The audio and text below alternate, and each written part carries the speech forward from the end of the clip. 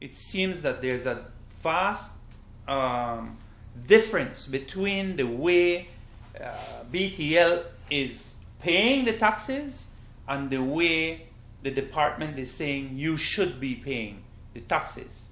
Now, this is a government-owned institution, and one would think that they would have, if there's any need for consultation, that they would have consulted, if there's any need for clarity, that they would have consulted with the tax department for an interpretation so that they could be compliant. I want to put this in the backdrop that yesterday we just went to the Senate and passed legislation for this very purpose. The new legislation gives you an opportunity to consult with the tax people, and there's a way, a mechanism in place if you have differing views as to the interpretation of the tax. But the new mechanism also places very onerous burdens on management, on the accountants, on all the people involved in the calculation and payment of taxes to government, that they can now be held criminally liable for non-compliance.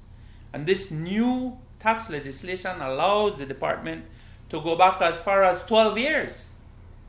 So there is a retroactive.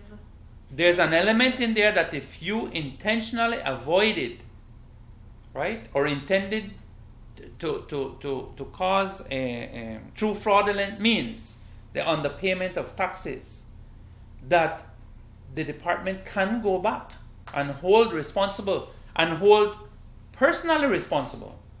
That was one of the things we highlighted. All of those persons in the process of calculating and paying of the taxes.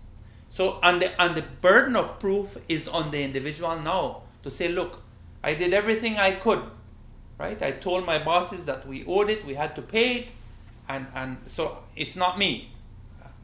So the onus is on the individual to prove that they are not part and parcel of this attempt to deprive the government of its taxes, either by error or intention.